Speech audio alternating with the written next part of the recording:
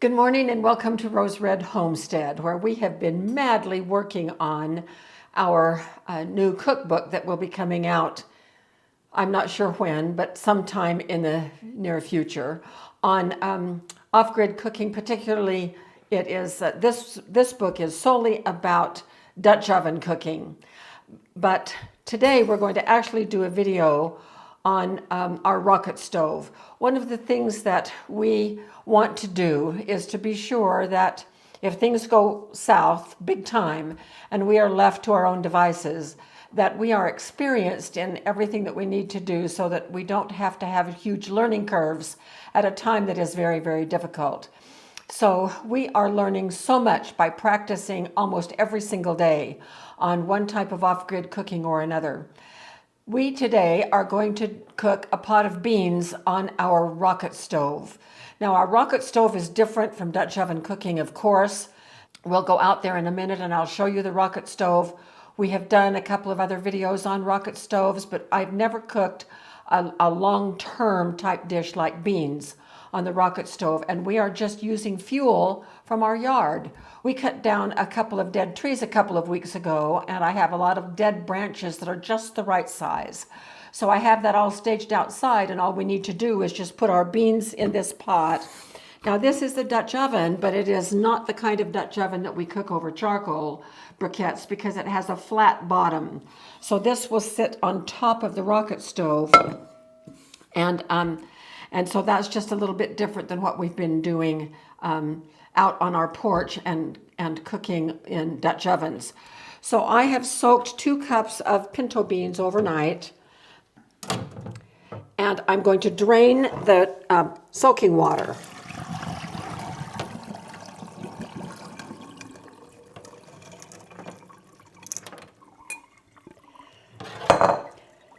And then I'm going to rinse the beans. This is something that you always, always, always do. Never use your soaking water for the cooking. Soaking water leaches out some of the stuff from inside the beans that is a little bit unpleasant. So we want to get all that soaking water off these beans. And then I'm just going to put them right in the pot. So we're just going to cook a pot of pinto beans using what I found in our refrigerator and on our pantry shelves. So this is a little bit of beef broth that is left over. Generally, I would not use beef broth when I am also going to be cooking with ham. But, you know, in a pinch, who cares? And so I used half of this already, so I need to use the other half before it spoils. So that's about 2 cups of beef broth.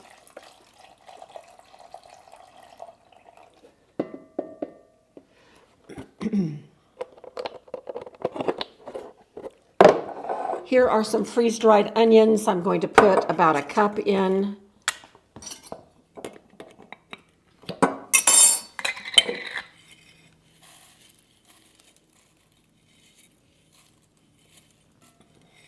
Those will reconstitute as the beans cook.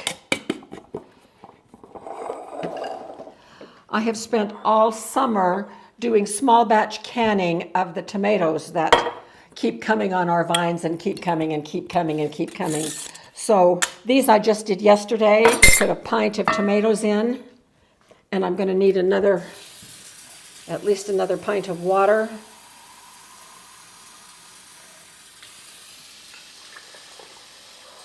Maybe just a little bit more.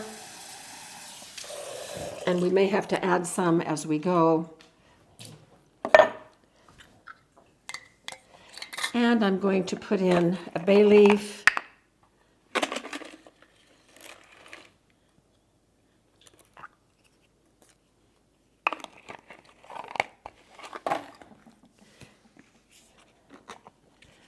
And a couple of shakes of garlic powder. Now I'm going to stir this up. I'm not putting salt in yet. I will put salt in toward the end. And then I'm going to submerge almost the last of our Easter ham that we've had in the freezer.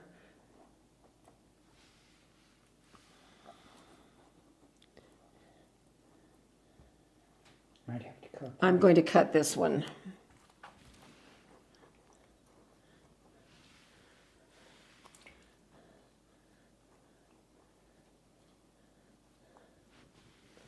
And on goes the lid. So we are ready now to head out to the rocket stove, and I'll show you what we have set up out there. All right, so here we go, right on the top of the rocket stove. It's a nice fit. Get my gloves out of the way here. Now the rocket stove has two openings. This one is for the fuel, and you may be able to see I've got a couple of Vaseline cotton balls in there to help things get started. This rack right here is for when I put longer things in, and you may notice right here I have a stack of short sticks from our dead tree, and then the longer, more hefty ones. The more hefty ones I want to be able to pull in and out to sort of regulate the temperature if necessary. But I'm locked and loaded in there, so I'm ready to light it.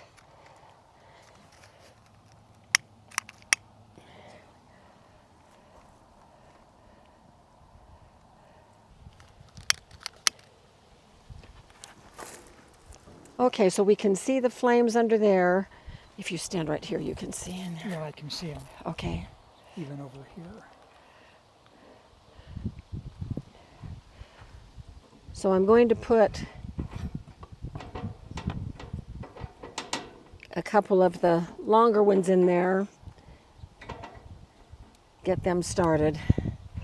So we're just going to let this go, and we'll come back and check it in just a little while and let you know when we've got boil. So I'm wanting these to simmer for probably a couple of hours. So we'll see you shortly. Well, here we are with Mega Boil. Doesn't this look great? I need to turn the fire down just a little bit, so I'm going to let it die down and try to reach just a simmer for the next half hour or so. All right, the beans are done. Don't they just look marvelous? They look fantastic. Yeah. Now I'm going to take the ham pieces in the house and shred them, and then come out and add them back in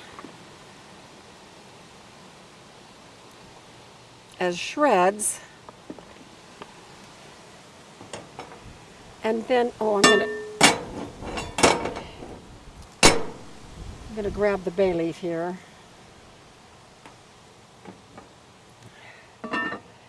Now, we're not going to be eating for just a little bit, so I'm going to leave this out here.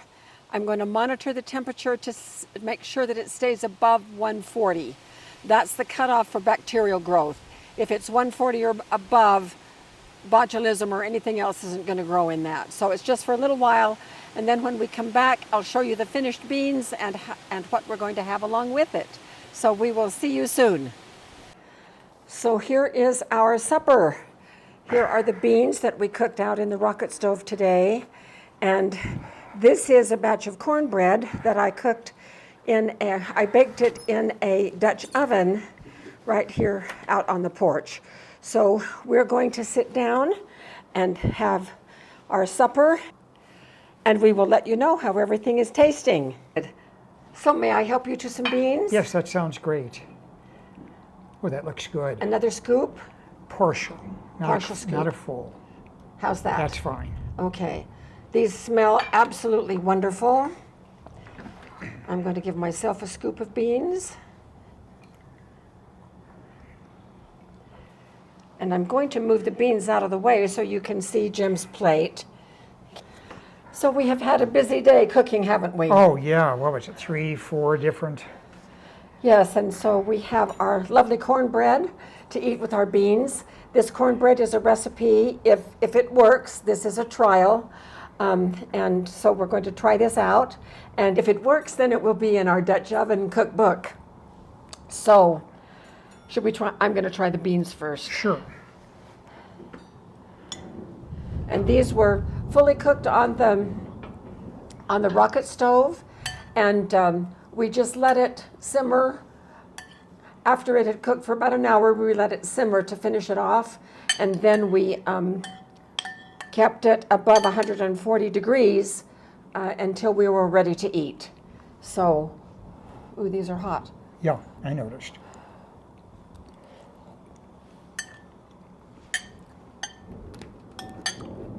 What do you think? No problem. Very good. I think they're great. So we're not doing this recipe per se, because I just did kind of a dump from the refrigerator to see what we could use there. But this lesson was all about cooking beans over the rocket stove. One of the things that we learned was that we needed to watch the fire much more closely than I realized. But Jim was on top of that, and we pretty much had to check on it every, 5 minutes or so? 5-10 minutes. We were both on top of it. Yeah, well, we're having a thunderstorm. I hope you can hear that thunder. It's wonderful. And we're sitting out here on our screened-in porch and smelling the rain and listening to the thunder and having beans and cornbread. So what could be better than that on a fall day? And pork. And ham and And ham. beans. Okay, ham and ham. beans.